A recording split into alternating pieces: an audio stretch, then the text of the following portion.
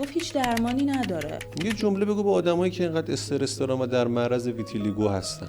خیلی کارهایی که خیلی راحت، خیلی از دخترایی که مثلا این نقصو ندارن راحت انجام میدادن، من نمیتونستم انجام بدم و شاید یه دردی بوده. از نگاه آدم‌ها چیزی یادت میاد نازنین؟ خیلی خیلی زیاد. یعنی سیستم رنگدونه سازی از بین میره و سلولا به خودشون آسیب میزنن. پروردگارا صدایم را صدایت و کلامم را کلام خودت قرار بده. به نام خدای مهربون، خدایی که نویسنده داستان زندگی همه ماست. درود بر شما. من علیرضا محسنی هستم و اینجا اپیزود جدید برنامه نجات پلاس هست. خیلی خوش اومدید به برنامه خودتون. با ما همراه باشید.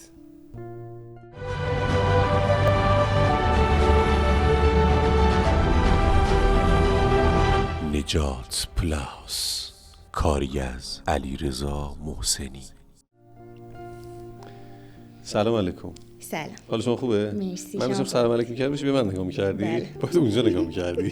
اشکال نداره. چه خبر نازنین؟ خوبی؟ سلامتی. شما چه خبر؟ منم سلامتی. خیلی خوشحالم که می‌بینم. همچنین. عزیز دلی. یه معرفی از خودت می‌خوای داشته باشی؟ سلام خدمت شما و همه کسایی که این ویدیو رو میبینن. من نازنینم، 24 سالمه و از 6 سالگی این تغییر ظاهری رو داشتم که خودم یه نقص میدونم، اسمش ویتیلیگوه و توی 6 سالگی تا الان که حدوداً 18 سال میگذره با این نقص زندگی کردم و هیچ وقت از اینکه این نقص رو داشتم نه خجالت کشیدم نه خودم پنهان کردم و همیشه سعی بر این داشتم که به آدمایی که حالا هر تفاوتی، نه صرفاً این که ویتیلیگو داشته باشن، هر تفاوتی نشون بدم که هر جوری که هستید میتونید خودتون رو دوست داشته باشید و همه آدمای دنیا قرار نیست شبیه هم باشن. چه قشنگ گفتی. نازنین ویتیلیگو اسم لاتینشه؟ بله. به فارسی معادلی داره؟ پیسی یا برس فکر کنم. پیسی یا برس یا برس؟ نمیدونم تلفظشو دقیقاً ولی پیسی خیلی شنیدم. من خودم به اسم ویتیلیگو میشناسم. ویتیلیگو. بله. یعنی همه افرادی هم که با این به قول خودت نقص زندگی میکنن به همین اسم ازش یاد میکنن. پیسی لکوپیس هم یه سری از دکترا میگفتن. یه توضیح کلی راجبش میدی که دقیقاً این بیماری؟ بله. یه تغییریه که ملانیست های بدن شروع میکنه، یعنی سیستم رنگدونه سازی از بین میره و سلولا به خودشون آسیب میزنن و این قسمت هایی که سفید میشه توان تولید رنگدونه رو نداره. به خاطر نقص سیستم ایمنی بدن هست. بله. عامل اصلیش چیه نازنین؟ ژنتیک، استرس، اضطراب. برای تو بیشتر کدومش بوده؟ من هم ژنتیک داشتم هم خب استرس و اضطراب داشتم. خیلی. پس فکر میکنم با این دور زمانی که ما توش هستیم و اینقدر میزان فشار و استرس و اضطراب زیاد شده، ویتیلیگو هم باید بین افراد زیاد بشه. آره، چون الان من خیلی کامنت برام میذارن که مثلا ما بر سر یه شوکی، یه استرسی که به همون وارد شده، حالا نه صرفا از بچگی، خیلی کم پیش میاد که از بچگی اینطوری باشی. خیلی از آدما مثلا تو سنای بیشتر دچار این نقص میشن. مثلا تو چند سالگی؟ مثلا من یه موردی که دیدم خیلی عجیب بود، تو 40-50 سالگی بود تقریبا. چقدر عجیب. تو 40-50 سالگی؟ بله. بر سر یه شوک، یه استرس، از دست دادن یه عزیزی. قبل برنامه بهت گفتم دیدی مثلا بعضی عزیزی از دست میدن یا اتفاق تلخی براشون میفته، دچار ریزش سکه‌ای میشن. بله. یا مثلا بدنشون یه سری لکه‌های خاصی میزنه. درسته. دقیقاً همه اینا از اینه که بدن خودش رو خطر و تهدید میبینه. دقیقاً. فشار، استرس و اضطراب. بعد چیز جالبی که وجود داره، این در مورد خودمه، من قشنگ توی بدنم احساس میکنم که این لکه ها دارن رشد میکنن. نه به خدا خیلی قشنگ احساس میکنم. یعنی مثلا صورتم زمانی که داشت کلن سفید میشد، من وقتی تحت یه شرایطی قرار میگرفتم قشنگ متوجه رشدش تو صورتم میشدم. چجوری احساس می‌کنی یه چیز رو سر راه میره؟ واقعا متوجه میشم. حالا نمیدونم، شاید خیلی اینطوری، ولی من قشنگ حسش میکردم، خیلی زیاد حسش میکردم. هر بار که استرس و استرابت زیاد میشه این بله. بیشتر میشه. بله. یعنی الان که تو برنامه نشستی و استرس داری ممکنه تاثیر بذاره روش. ممکنه. خیلی متاسفم. چیکار کنم استرس نداشته باشی؟ نه اینجا قبلش هم گفتم خیلی راحت باش. نه اوکی، اینجا واقعا خیلی نمیخوام. شما برنامه همین چیزی عزیزم قربونت برم. خدمت ارشاد که خیلی کوتاه میخوام به این سوالت پاسخ بدی.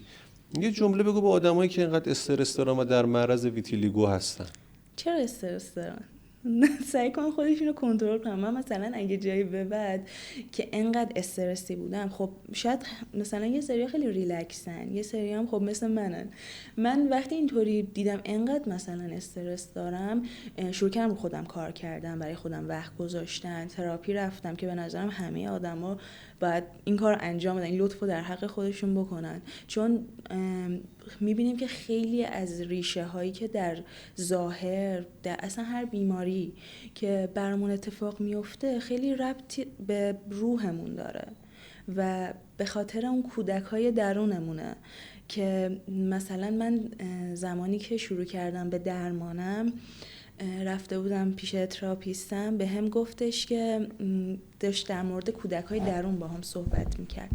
گفت میدونی چه کودکیه که وقتی نمیتونه خودشو ابراز کنه، مثلا علائمش رو روی پوستش نشون میده، کودکیه نمیتونه احساساتش رو بروز بده، کودکیه که مثلا ترسیده، خشمگین شده و نتونسته خودش رو ابراز کنه و اینا رو به شکل یه عارضه روی پوستش نشون میده و خیلی عجیب بود این که مثلا تفسیر قشنگی داشت. آره. حالا این کودکی که داری الان در موردش صحبت میکنی توی 6-7 سالگی یه همچین عارضه‌ای رو روی بدن خودش احساس میکنه. اون لحظه این کودکی که نازنین باشه و اون بعد بیرونی توه چه احساسی داشت؟ چی کار کرد؟ چه حس و حالی داشت؟ وقتی که این اتفاق افتاد من قشنگ یادمه 6 سالم بود، یعنی هنوز مدرسه نمیرفتم. یه لکه خیلی کوچیک روی زانوی سمت راستم بود و وقتی این اتفاق افتاد، خب ما چون ارثی داشتیم و خانواده پدریم داشتن، مامانم مثلا منو خیلی دکترای زیادی برد و 18 سال پیش تقریبا خیلی علم جامعه نسبت به الان کمتر بود. خیلی از دکترها اصلا نمیدونستن این چیه و مثلا مامانم خیلی منو دکتر برد. آخر یه دکتر تشخیص داد که یه همچین چیزیه و یادم میگفت لکوپیست و گفت هیچ درمانی نداره و تو صرفا باید به نور درمانی. و من یادمه که نور درمانی رو شروع کردم که خیلی هم الان انجام میدن و وقتی که من نور درمانی رو شروع کردم و انقدر اون محیط برام ترسناک بود که من تمام بدنم ریخت بیرون و خب یه سریا مثلا یه لکه کوچیک شاید سالیان سال براشون بمونه، ولی بدن من هی شروع کرد رشد کردن و یه چیز جالبی که وجود داره به صورت همسان رشد میکرد. یعنی اگه مثلا این ور بدنم رشد میکرد، این ور بدنم هم رشد میکرد و اصلا فکر کنم بهش میگن همسان بودنش. این پام مثلا یه لک میزد، اون پام هم لک میزد. آره همسان رشد میکرد و وقتی که رفتم نور درمانی پوست من کلن ریخت بیرون، شدتش خیلی زیاد شد. چون ترسیده بودی؟ فکر میکنم چون واقعا نمیدونم کسایی که انجام دادن یا نه، خیلی برای یه بچه شاید 6-7 ساله شاید خیلی چیز ترسناکی باشه. خیلی استرس موزات من کاملا درک میکنم. بفهم. نه شما بفهم. یاد یه خاطری از خودم افتادم. زمانی که سرباز بودم، یادم به منزه که دوران آموزشیم تموم شد، احساس یه درد شدیدی توی فکم میکردم. نازنین میخوام از تاثیر اضطراب و استرس بگم. خیلی دکترای زیادی رفتم، همه میگفتن که آره حنجرت دچار عارضه خاصی شده، مشکل داره. گفتار درمانی میرفتم، هزینه میکردم، پیش پزشکای متفاوتی میرفتم، تا اینکه یه روز بعد شاید چند سال از این درد تو ناحیه فکم خودم متوجه شدم که مشکل از کجاست. روزایی که من اضطراب و استرس زیادی داشتم، به خاطر بیکاری، به خاطر مشکلات اقتصادی، به خاطر ترس از آیندم، به خاطر 1000 تا مشکلی که داشتم، شب‌هایی که با استرس میخوابیدم به شدت فکم رو هم دیگه فشار میدادم و این باعث شد که یه حالت دندون قروچه‌ای برام ایجاد بشه و توی فکم یه چیزی شاید مثل یه کیست خونی ایجاد بشه که اون هر از گاهی حتی با حرف زدن تحریک بشه و باعث درد توی اندام این قسمت فکم و اینا بشه. و وقتی راجع به استرس و اضطراب گفتی، داشتم به این فکر میکردم که ما چقدر توی زندگی با استرس ها و اضطراب ها و نگرانی هامون به خودمون آسیب زدیم و هیچ کدوم از اضطراب ها و استرس هایی که داشتیم باعث نشده مثلا یک گام مهم و تاثیرگذاری در آینده ما برداشته بشه، اصلا یه مشکلی حل بشه. یعنی هر یه استرسی که ما داشتیم یه مشکل درون ما ایجاد کرده. دقیقاً همینطوریه. از نگاه آدم ها چیزی یادت میاد نازنین؟ خیلی زیاد، به خاطر اینکه خب من تو سن خیلی کمی این داستانو داشتم و خیلی جامعه نسبت بهش آگاهی کمی داشت. خیلی اصلا نمیدونستن چه. من یه خاطره که خودم در موردش قبلا صحبت کرده بودم این بود که من کلاس 5 بودم، قشنگ یادمه.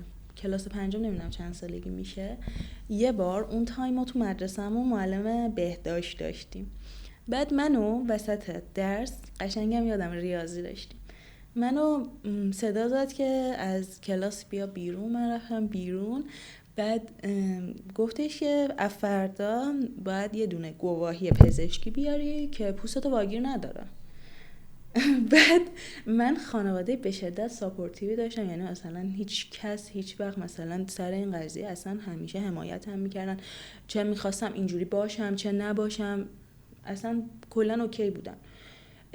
بعد اینو رفتم به خانواده گفتم، بعد مثلا مامانم خیلی ناراحت شد. بعد رفتم به دکترم گفتم، واقعا دکترم تعجب کرد، اصلا خیلی عصبانی شد، گفت اصلا این به خاطر ناآگاهی دیگه. این بس مهمترین خاطری بود که تو ذهنت بود. آره این چندین و چند سال تو ذهن من بود و من یادمه یه چیزی نوشتم که معلمای عزیز اگه یه بچه‌ای به هر دلیلی هر تفاوتی داره، درستش اینه که شما با خانواده صحبت کنید، نه اینکه یه بچه رو از کلاس درسش بکشید بیرون و بگید که مثلا بیماریت واگیر داره باید گواهی بیاری. خیلی چیزه به نظرم. حالا تو گفتی خانواده ساپورتیوی داری، یعنی بچه‌ای هم هستن که خانواده‌شون اصلا ممکنه طردشون بکنه حتی. من خیلی پیام داشتم که اینطوری بوده که مثلا خیلی سرزنش شدن بچه‌ها که اصلا دست خودشون نیست، اصلا نمیدونن به خاطر چه داستانی دارن اینطوری. الهی واقعا مثلا آره به من میگفتن که ما خانوادهمون مثلا این قضیه رو دوست ندارن، خیلی ما رو پنهان میکنن. خیلی از دخترها بهم میگفتن که ما تو مهمونی میریم مثلا خانوادهمون نمیذارن که مثلا دستمون رو نشون بدیم. من هیچ وقت اینجور چیزا رو نداشتم واقعا. حتی یادم خانواده‌ام مثلا اگرم کسی بهم یه چیزی میگفت، خیلی مثلا نازنین با خودش هیچ مشکلی نداره، با خودش اوکیه، قشنگ اینجوری بود برا من. ولی خب میدونم خیلی هم شانس اینو ندارن که یه خانواده ساپورتیو داشته باشن، ولی به نظر من مهمترین چیز اینه که آدم خودشو ساپورت کنه و انقدر نسبت به خودش این عشق و دوست داشتن رو داشته باشه که نیازی به کسی نشه باشه که پشتش باشه. وقتی که این عشق و دوست داشتن رو نسبت به خودت داشته باشی، واقعا بقیه هم تو رو دوست دارن. من صورتم زمانی که کلاً سفید داشت میشد و من خودم رنگ پوست تیره‌ای ندارم، ولی خب دیده میشد، خیلی مثلا به چشم میومد. میرفتم جایی توی خانواده، کسی اصلا انقدر مثلا این عشق رو نسبت به خودم داشتم و انقدر برام عادی بود، به چشم هیچ کس نمی اومد.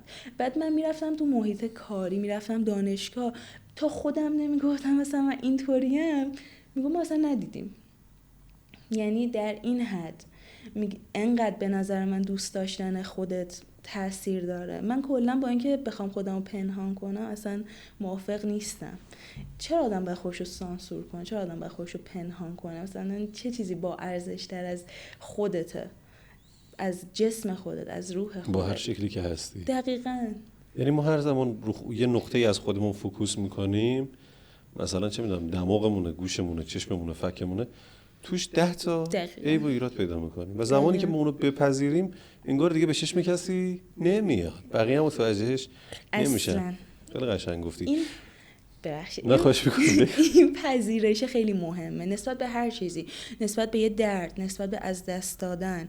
حتی به نظر من آدم وقتی یه چیزی رو از دست میده، بپذیره که اون چیز رو از دست داده، خیلی دردش کمتره تا اینکه همش کلنجار بدی که چرا من اینطوریم، چرا من این همه آدم وجود داره، چرا من این شکلیم. اصلا چرایی به نظر من تو زندگی وجود نداره. من می‌خواستم دو تا سوال ازت بپرسم، خود جواب همه سوالات دادی. در مورد بچه‌هایی صحبت کردی که دو تا سوال آخرمون رو می‌خوام بریم سراغ بخش بعدی. گفتی بچه‌هایی هستن که طرد میشن. درسته. این عارضه، این بیماری، این نقص تو دنیا به عنوان یک زیبایی شناخته میشه و خانم‌هایی هستن که مدل میشن، مدل‌های خیلی معروفی هستن و طرفدارهای بسیار زیادی هم دارن و خیلی دوستشون دارن. فکر می‌کنی چی میشه که تو خارج از کشور اون شکلی بولد میشن، تو کشور ما اینجوری طرد میشن؟ به نظر من همون آگاهی است. اینکه بخوای یه چیزی رو در من خودم هدفم همینه که من خیلی کوچیکم که بخوام این کار انجام بدم، ولی خیلی دوست دارم به آدم‌ها بگم که نسبت به یه چیزی آگاهی پیدا کنید. وقتی من توی فضای عمومی هستم و یه نفر زل میزنه به دست من و اصلا جسارت اینو نداره که بپرسه دست چرا این شکلیه و یه رفتارای عجیبی، دوست داری بپرسه؟ چرا نپرسه؟ اگه بپرسه یه نفر به اون آدمایی که میدونن اضافه میشه. آفرین. واقعا اضافه میشه. چون به نظر خودم من وقتی جنبه اینو دارم که یه نفر بیاد از من بپرسه، شاید تو یکی دیگه بپرسه واقعا آدم فرو بریزه، واقعا ناراحت شه، ولی وقتی یکی من پرسه من میشینم تا صبح بهش میگم اینطوریه. ولی وقتی رفتاره عجیب غریب، البته من حق میدم چون نمیدونه. به نظرم میتونی از یومت توی کاغذ بنویسی با آدمایی که به ظلم میگن آقا این یه هدیه از طرف من به تو. بعد بچه‌ها خیلی جالبن، وقتی میبیننت بهت میگن تو چرا پوستت اینطوریه، بعد انقدر این بدون هیچ قصد و غرضی انقدر این قشنگه که واقعا آدم باید بپرسه. شاید من خودم تو خودم اینو میبینم که ناراحت نشم، چون من اینطوری بزرگ شدم. وقتی مثلا اطرافم هیچ وقت اینو به چه چیز بدی ندیدن و من یادم مامانم بهم میگفت اگه کسی تو رو اینطوری دوست نداره خب نداشته باش، اصلا اهمیتی نداره. خب وقتی من با این دیدگاه بزرگ شدم و آدم واقعا میتونن بپرسن، کاری نداره، خیلی مؤدبانه یاد قشنگش چجوری میتونن بپرسن. برای پوست چه اتفاقی افتاد؟ خیلی ساده. اصلا لازم نیست دستتو بکشی، اصلا لازم نیست دستتو بغل دست من برداری، اصلا لازم نیست ساعت‌ها به پوست من نگاه کنی و تو ذهنت بگذره که این چیه، این مثلا چه اتفاقی سوخته. خیلی من میگن تو سوختی و من اینطوری میگم که نه به خدا من نسوختم. اصلا حالا سوختم باشم نمیگم سوختگی بده، اگر مثلا سوختگی باشه نه من نسوختم، مثلا باز همین که میگن سوختم باز من میگم خوبه، داره میپرسه. ولی رفتارهای ناخودآگاه به نظر من همش از اون آگاهیه و من دوست دارم این آگاهی رو به وجود بیارم که آدما بدونن. وقتی بدونن خیلی راحت تره. وقتی بدونن تو بیماری واگیرداری نداری، من خودم رو همیشه میذارم جای طرف مقابل، میگم شاید منم فلان رفتار رو میکردم، من نمیدونم، دلیل نداره همه مثل من باشن، همه مثل من رفتار کنن، شاید یکی بترسه، همه مثل هم نیستن واقعا. ناسا اگه بدونن هم برای خودشون راحت تره، هم برای بچه‌هایی که با این عارضه، با این به قول تو نقص دست و پنجه نرم میکنن. در مورد این صحبت کردی که بچه‌ها نگاه میکنن و میپرسن دستت چی شده، تعریف خود از زیبایی چیه؟ به نظر من اصلا چیزی به نام زشتی وجود نداره. اصلا من هیچ چیزی رو زشت نمیبینم. همه ما یه دونه خالق داریم و به نظر من خالق ما هیچ چیزی رو زشت نمیآفرینه و صرفا به نگاه ما بستگی داره. من به نظرم آدمی که خودشو دوست داشته باشه، خودشو بپذیره، اون سلف لاور رو نسبت به خودش داشته باشه، زیباست. خیلی عالی. اگه مردم یه چیزی رو باید در مورد این بیماری بدونن، ترجیح میدی اون چی باشه؟ خیلی کوتاه و تیتروار میخوام بگی، انگار داری رو کتاب میخونی. این نقص صرفا یه چیزیه که درون بدن اتفاق میفته و چیزی به نظرم اسمشو بگو. ویتیلیگو چیزیه که درون بدن یک انسان اتفاق میفته و هیچ ربطی به این نداره که تو دست بزنی بهش و تو هم عیناً اون شکلی شی. یه چیزیه که درونیه و مثل نمیدونم خیلی از یه خود ایمنیه که تو بدنت به خود شروع میکنه آسیب زدن و اینکه تو بخوای نزدیکش باشی، اینکه کنارش باشی، دلیل نمیشه که در واقع تعریفش اینجوری میشه که ویتیلیگو بیشتر با خود اون شخص کار داره تا شما. دشمن بدن خودت. اونی که باید بترسه خودتی. دشمن درونشه و داره با خودش میجنگه، هیچ کاری با شما نداره. یه دشمنیه که همیشه کنارشونه و داره اذیتشون میکنه و اینا چقدر قویان که هم با اون دشمن میجنگن، هم با نگاه‌های مردم میجنگن، هم با استرس و اضطراب میجنگن. مگه میشه تو این اتمسفر پر از استرس و استراب نداشت و استرس نداشت؟ واقعا شما قوی هستید. بخش اول برنامه نجات پلاس تموم شد. میریم برای بخش دوم. نازنین، قبل اینکه بیای ازت خواستم 3 جمله برای من آماده بکنی و گویندگی کنی برای من. درسته. میدونی که من خیلی عاشق گویندگی ام. کاش یه روزی گوینده میشدم. خیلی صدا قربونت برم. مرسی. ازت خواستم که 3 جمله آماده بکنی، چون من خیلی به گویندگی و اینو علاقه دارم. یه دکلمه کنی برای من صدام زیاد خوب نیست ولی چشم. میدونی همه فکر میکنن که دکلمه کردن و حرف احساسی زدن به صداست، اما به صدا نیست، به حس درونیه. درسته. تو حس درونیت اگه با اون چیز همزاد پنداری بکنه، با اون مسئله که میخوای راجبش حرف بزنی، اینقدر زیبا اون رو بیان میکنی که صدات اصلا واقعا فاکتور گرفته میشه و کسی دیگه صدا براش مهم نیست، اون چیزی که میگی براش مهمه. به دل بشینه. من همیشه بچه‌ها میگم توی گویندگی صدا مهم نیست، اینکه چگونه میگی و چه چیزی میگی و اون چه چیز گفتن از کجات برمیاد مهمه. 3 جمله آماده کردی؟ بله. هر کدومش چند ثانیه طول میکشه؟ خیلی کم، خیلی کوتاهه. خیلی خوب، بریم اولی رو بشنویم. میخوام قشنگ حس بگیری، میخوام تو ذهنت احساس کنی یه موسیقی داره پخش میشه و بعد این جمله رو برامون بخونی. چشم. پوستت، رنگت، شکلش هیچ فرقی نداره. زیبایی یعنی خودت باشی، واقعی و بی‌نقاب. تو قشنگی، همون جوری که هستی. خیلی عالی. بعدی خودم و همونطور که هستم دیدم و قبول کردم. اون روز خودم رو نجات دادم. میخوام یه ذره با حس‌تر بخونی. چشم. خودم و همون جوری که هستم دیدم. خودم رو همونطور که هستم دیدم و قبول کردم. اون روز خودم رو نجات دادم. آفرین. خیلی جملاتش شد خودت هم بعدا میفهمی چی گفته. 2 بار باید گوش بدی. 3 هم نوشتی دیگه. 3 بله. ببخشید 3 ننوشتی؟ 3 در مورد یه متن درباره این که هر جوری که هستی زیبایی. اینو از خودت در وکن. الان خراب شد؟ نه چون خراب بشه، خرابی نداریم ما. ننوشتم. اشکال نداره، الان خودت در مورد چی بود؟ در مورد این که ببخشید دیگه لو رفت. یه متن درباره این که هر جوری که هستی زیبایی. هر جوری که هستی زیبایی. خیلی سخته، خیلی فکر کنم. 4 کلمه بگن. تو همون جور که هستی زیبایی. مهم نیست دیگران چگونه به تو نگاه میکنند. اگر خودت را دوست داشته باشی و با خودت در صلح باشی، تو زیباترینی و جهان را زیبا میبینی. بگم؟ بفهم. وقتی که خودت رو دوست داشتی باید کتابی بگم؟ نه خیلی قشنگ داشتی میگفتی. نگفتم شاید باید کتابی بگم. وقتی که خودت رو دوست داشته باشی و شروع کنی به دوست داشتن خودت، بقیه هم شروع میکنن که این عشق رو به تو بدن و این زیبایی رو درون تو کشف میکنن. خیلی قشنگ بود. حالا یه جمله دیگه میخوام بداهه باز بگی. حالا که بداهه گفتی، یه جمله بگو به بچه‌هایی که استرس و استراب دارن. استرس و استراب تو رو از مسیر دور نگه میداره و حالا خارج از مسیر آدمی که قراره توی زندگی همراه خودت کنی خیلی آسیب میبینه. فکر کن الان اون عاملی که باعث ایجاد ویتیلیگو داخل بدنت شده اینجا وایساده. باش کم حرف بزن. سخته برات؟ نه سخت نیست. به نظرم همون کودک است که تو باید بغلش کنی، بهش عشق بدی و بپذیریش و در الان فکر کن اینجاش اینا رو به خودش بگو. اون فکر کن ویتیلیگوه. اون ویتیلیگوه. من خیلی دوستت دارم و خیلی خوشحالم که من جز اون 1% هستم که دارمت. و فکر میکنم با اینکه تو داری با من میجنگی، اما منم در مقابل تو کم نمیارم. دقیقا.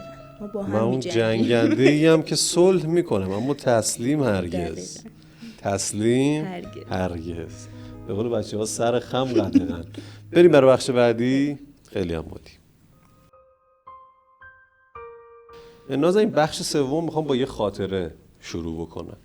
من یادم بچه که بودم، چون میگی 1% معمولا این آدم ها ممکنه خیلی کم باشون برخورد بکنیم. خب یکی رو میشناختم که دقیقا این شکلی بود و هر وقت که میدیدمش و این آدم میومد با هم دست بده، من میترسیدم.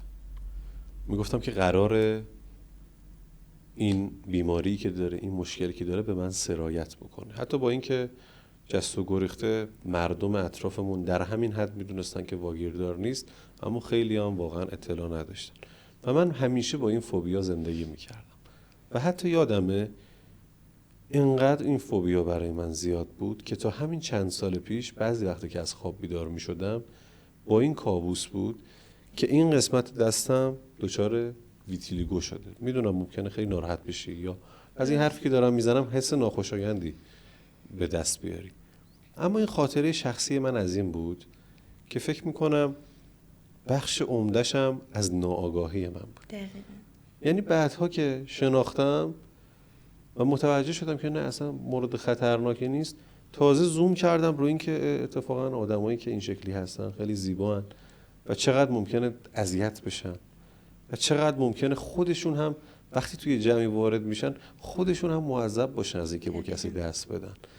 و متاسفم از اینکه ناخودآگاه شاید به آدما این احساس رو دادم که اونا حس ناخوشایندی نسبت بهشون پیدا بکنن و ای کاش این آگاهی رو زودتر پیدا میکردم تا این فوبیا و این کابوس این همه سال اذیت هم نمیکرد.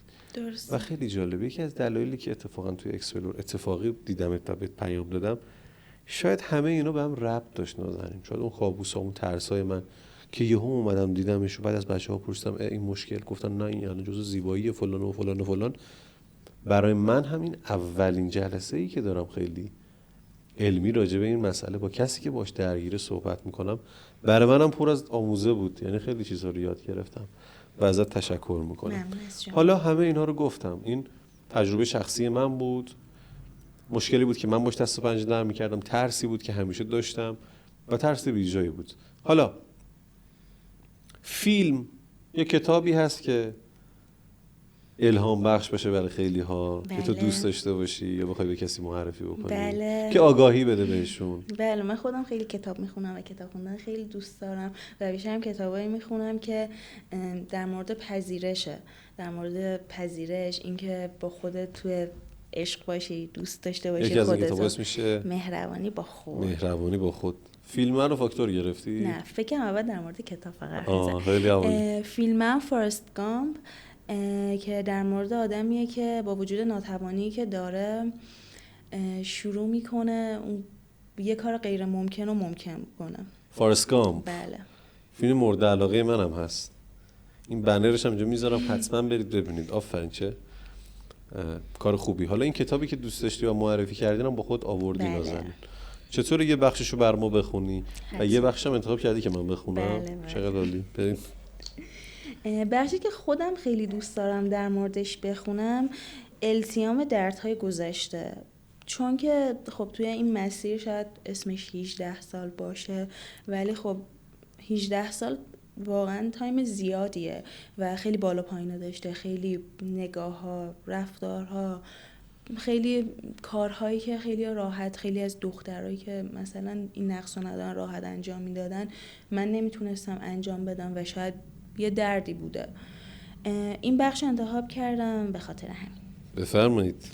اگر درختی 100 ساله را تجسم کنیم می توانیم ببینیم که درخت 50 ساله دیگری در آن قرار دارد. می توانیم تک تک حلقه های تنه درخت 50 ساله را بشماریم و محل دقیق رشد آن را جدا از درخت 100 ساله پیدا کنیم. می توانیم ببینیم که دو درخت 10 ساله و 20 ساله نیز درون این درخت 100 ساله قرار دارند. همین موضوع در مورد انسان نیز صادق است. هر نوعی از تجربه به صورت ارتباطی درون شبکه عصبی مغز ما ثبت می شود، در صورتی که آثار تجربه گذشته هنوز در زندگی ما وجود دارند. معلوم است که هنوز ارتباطات مربوط به آن تجربه درون شبکه عصبی ما وجود دارند. شاید روزی فناوری تصویربرداری از مغز چنان پیشرفت کند که بتواند محل دقیق نگهداری تجربه تحقیر در 5 سالگی ما را توسط برادر بزرگترمان به ما نشان دهد، یا بتواند تجربه حمله سگ همسایه را در 10 سالگی به ما نشان دهد.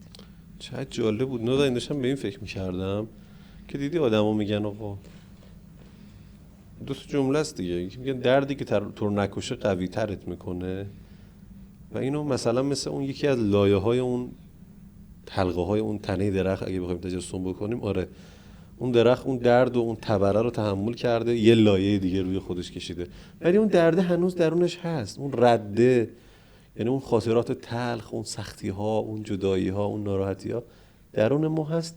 فقط ما یاد گرفتیم که چطور در کنارش زندگی بکنیم و زیست خودمون رو ادامه بدیم. دیدید میگن همه اون اتفاقا، همه اون آدما باید می اومدن تا من به این جایی که الان هستم برسم.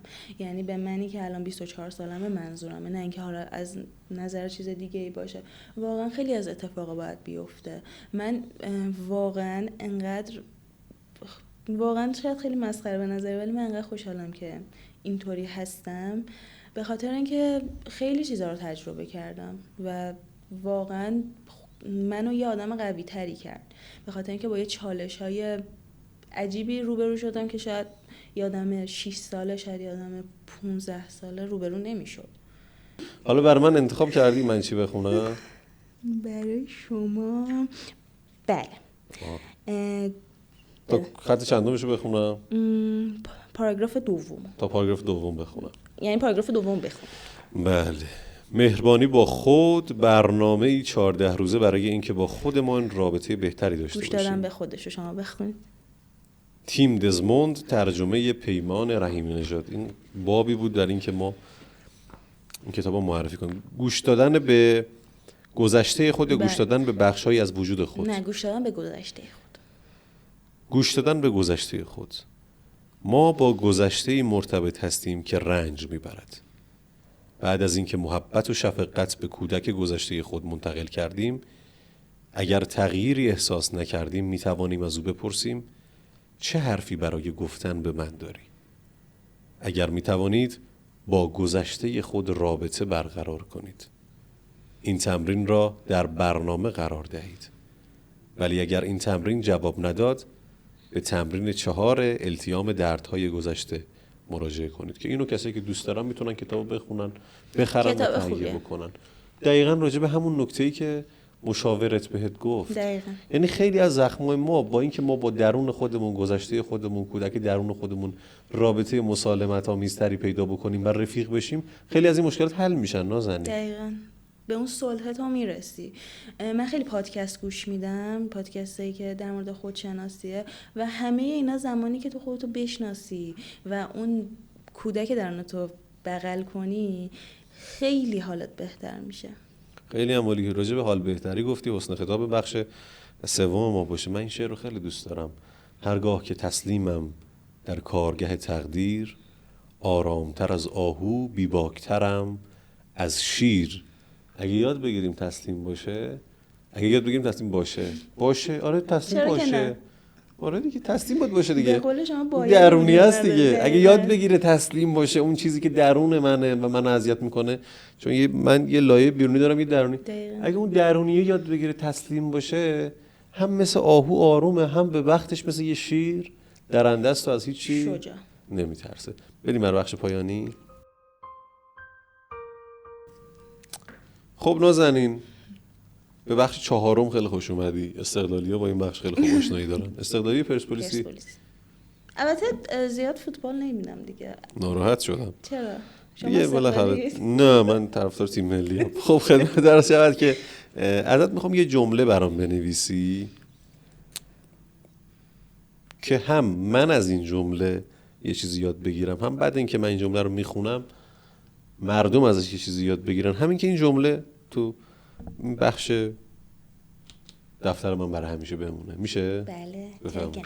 خطت خوبه؟ ببینید شما نظر بدید. باشه بنویس.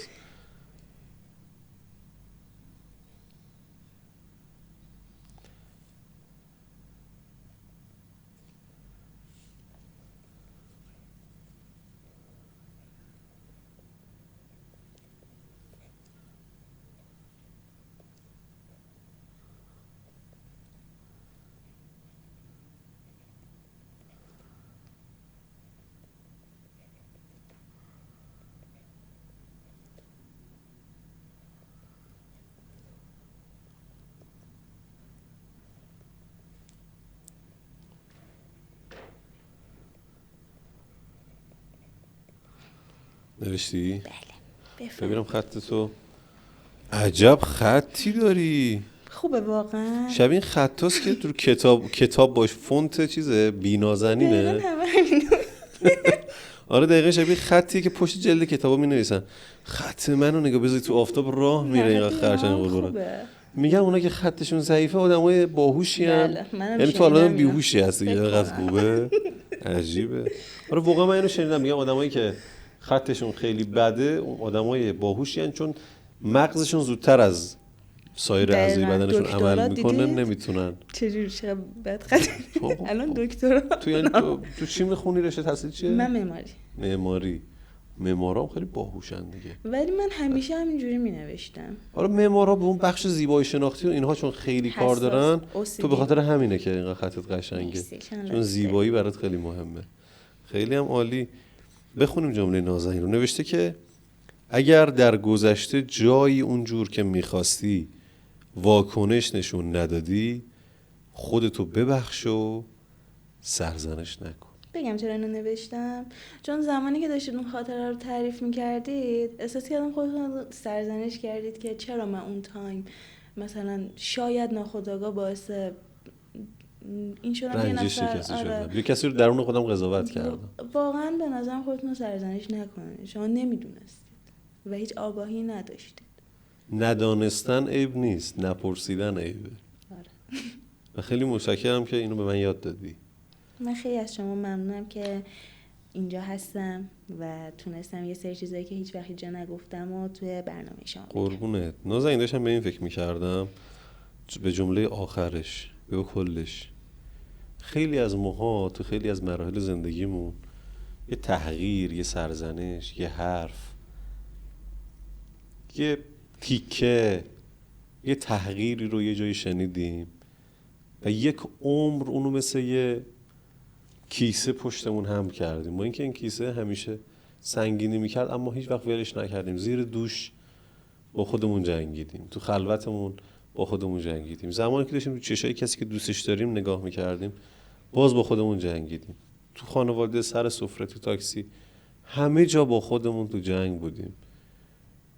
و این جمله‌ای که نوشتی به من اینو یاد داد که اگه من در گذشته مثلا به اشتباه میتونستم جواب کسی رو بدم و ندادم، یکی تحقیرم کرد و سکوت کردم، لازم نیست کماکان رو با خودم یدک بکشم که اذیت شم. میتونم اون آدم رو ببخشم و خودم راحت شم، یا یه جاهای اشتباهات خودم در گذشته رو ببخشم و باز هم خودم راحت شم. یعنی در هر صورت بخشیدن چیزی به کسی نمیده بلکه منو راحت میکنه.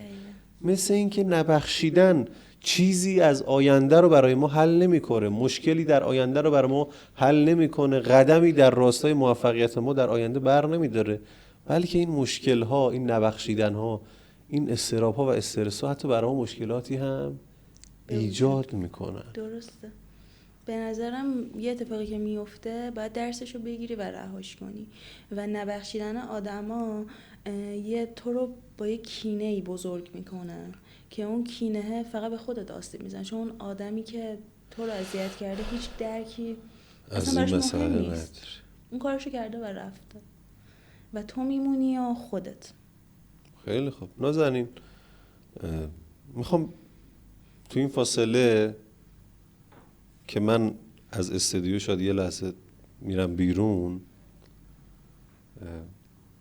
میخوام یه کاری انجام بدم، یه چیزی میخوام بیارم، یه کار متفاوتی انجام بدم. دوربینم نمیخوام قطع کنیم بچه‌ها باشه، میخوام برم یه چیزی برات بیارم که بعد یه چیزی هم ازت بخوام. میشینی؟ بله. من ازت یه چیزی میخوام، تا زمانی که من میرم و میام دوربین تو برداری گوشی تو. درسته. و یه سلفی بگیری و یه جمله قشنگ توی دوربین به خودت بگی. چشم. که یه چیزی هم در مورد نجات برنامه ما هم توش باشه. توی این فاصله که من میرم میام، ببینم تنهایی چی کار میکنی.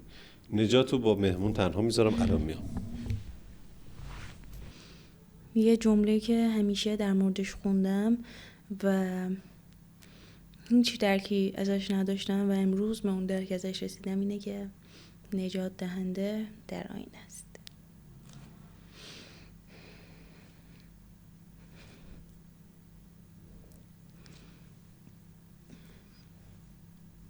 من یه چیزی آوردم، اونو به همه کسایی که تو رو میشناختن گفتی.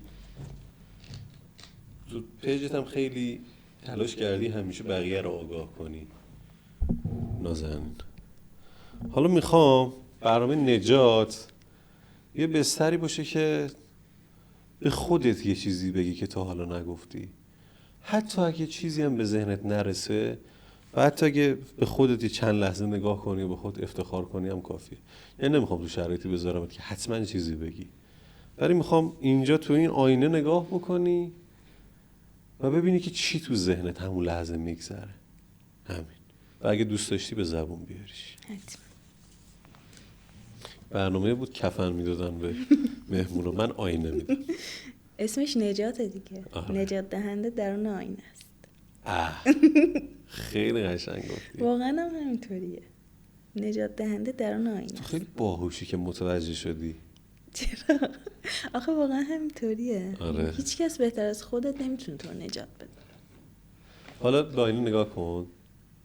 بله. چی الان تو ذهنت میگذره وقتی به چش خودت نگاه کن، به صورتت نگاه کن، به چونت نگاه کن، به چشمات نگاه کن. خب خیلی به خودم افتخار میکنم. خیلی خودخواهانه شاید باشه، ولی خیلی به خودم افتخار میکنم به خاطر اینکه به خودت نگاه کن. به خود خیلی سخته. به خودت با خودت روبرو شو. یکی از تمرینایی که تراپیستم بهم داده بود این بود. چه تشکر کنی ازش. یه ذره باش رفاقتی حرف فکر کن. من نیستم.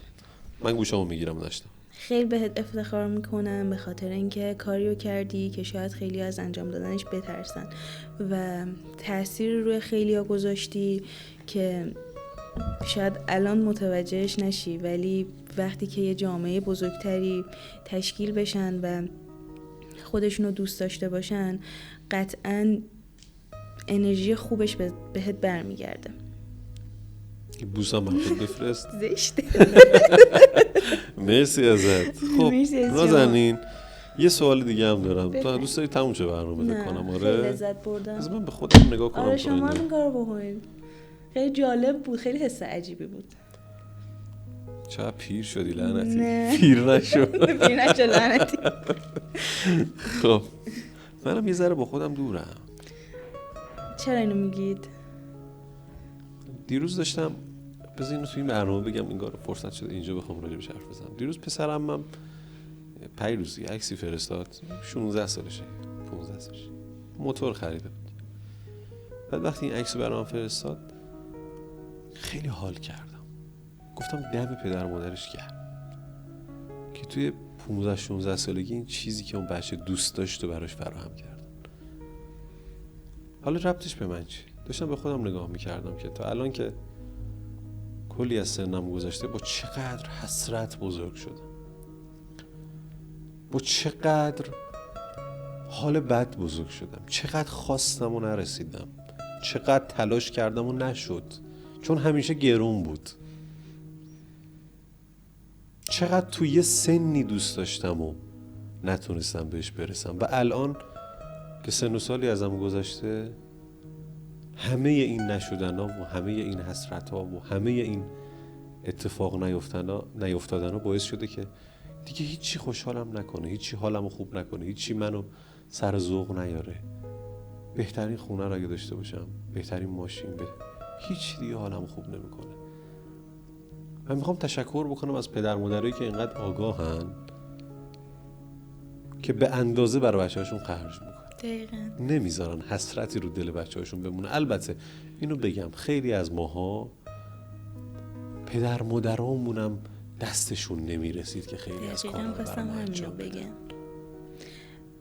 به نظرم اون کسی که با همون قدر که داره برای تو وقت میذاره، یعنی برای من خود خیلی ارزشمندتره، چون همه اون چیزی بوده که اون داشته. بله در حد توانش برای من گذاشته. اون به نظرم خیلی کافیه.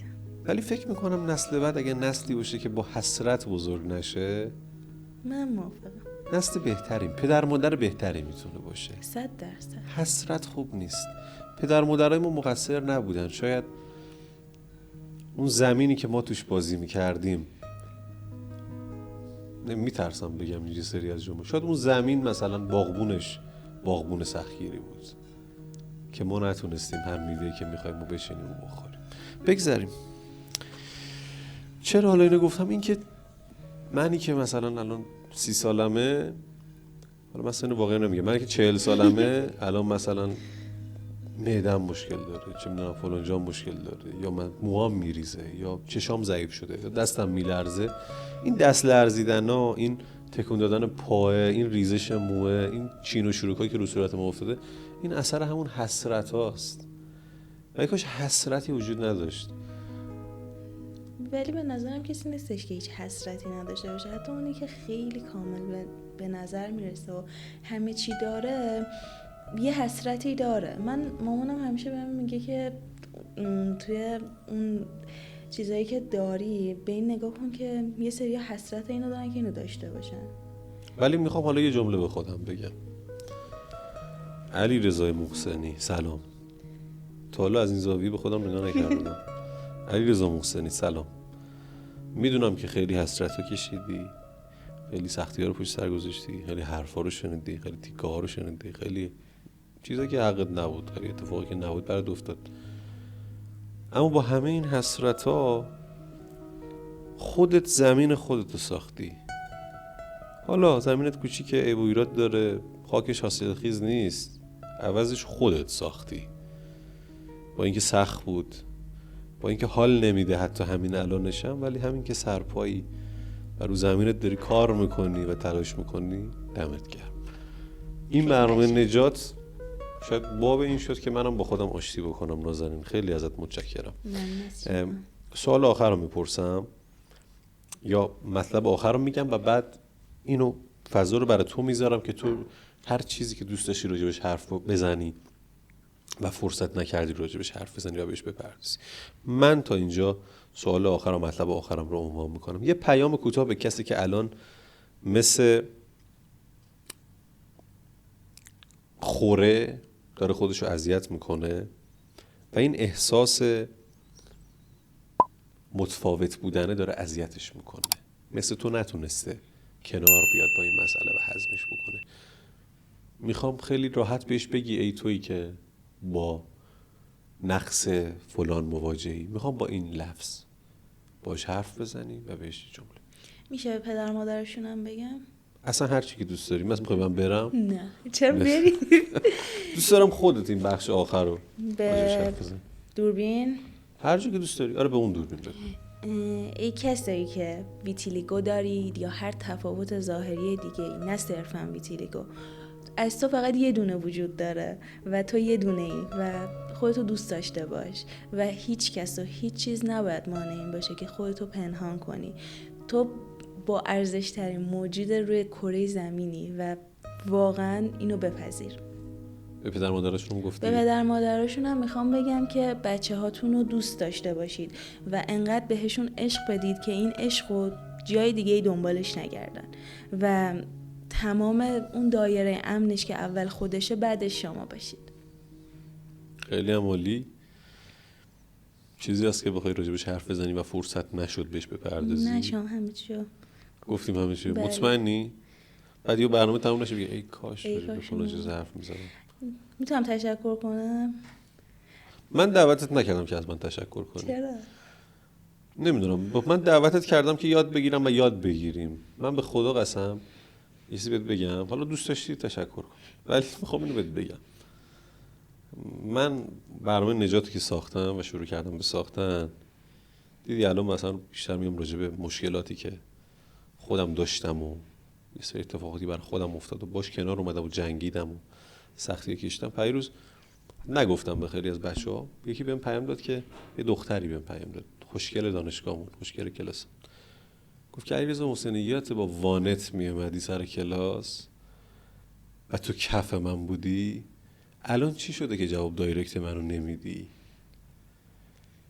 من چون توی شرایط خاصی خب زندگی کردم، نمیخوام بگم همه میگن آقا من خیلی سختی کشیدم اینو، ولی من به نوبه خودم نازنین خیلی سختی زیادی کشیدم، خیلی خیلی زیاد، که برای خود من خیلی جانکاه و سخت بود و باعث این شد که مربی من دیروز تو باشگاه بهم گفت که چیه خودتو چند سالته؟ گفتم مثلا فلان. گفت که بابا چیه این 50 ساله ها شدی؟ ناراحت نشدم ازش، اتفاقا میره تو دلم گفتم که چقدر خوب که تو تک تک این طوفانا و این سختی‌ها رو پشت سر گذاشتی. منم به نوبه خودم و امروز تونستم نجات پیدا بکنم. حالا همه اینا رو گفتم برای اینکه نجات هدفش نجات دادنه. نجات رو من برای این ساختم که نسل بعد که قرار شما باشید یا خود من باشم که نمیدونم 50 که شما رو مثال میزنم و 80 بله. نسل بعد که قرار شما باشید بچه هایی رو به دنیا بیارید که اونا دیگه مثل ما اینقدر افسرده و نادان و پر از ندانمکاری و اشتباه نباشن.